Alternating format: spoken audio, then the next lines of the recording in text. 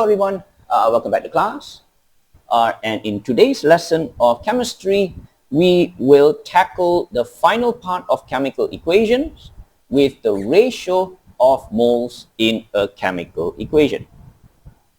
So from the previous lesson, we learned that the coefficients of a chemical equation refers to the number of particles that are involved in a chemical reaction.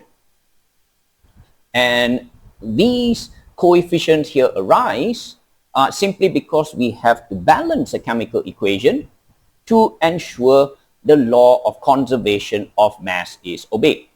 As we know, law of conservation of mass states that matter cannot be created nor destroyed. So the amount of matter that is used in the reactant must be exactly the same as the amount of matter that is produced as products. So using the same concept for coefficient of the equation, we can actually change the unit of the coefficient from the number of particles into the number of moles used in a chemical equation.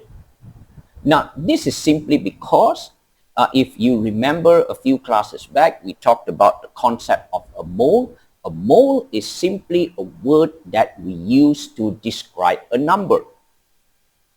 So, by using this word mole here, okay, all we just need to do is to change the word from particle, and we replace the word from particle into moles, and the same concept is going to apply.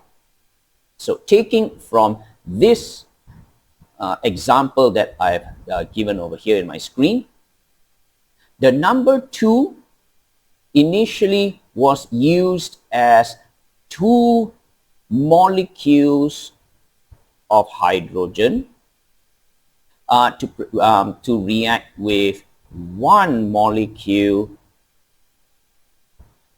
of oxygen.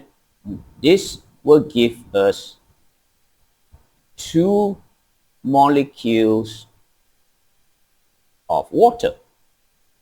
Now, if we were to cancel and change the word molecule into moles, we can also use the same principles as particles. So hence, we can actually then use the coefficients over here to calculate the ratio of moles of chemicals that are used in the chemical equation, as well as the quantity of chemicals that are involved. So not only can these moles here be in the form of a whole number, it can actually also be in the form of decimals. It can also be in the form of a fraction. As well, all we are learning are just ratios. So for an example, with the ratio of 2 to 1 to 2, if I were to assume that the number of moles of hydrogen involved in a chemical reaction is, let us say, 0.2 moles,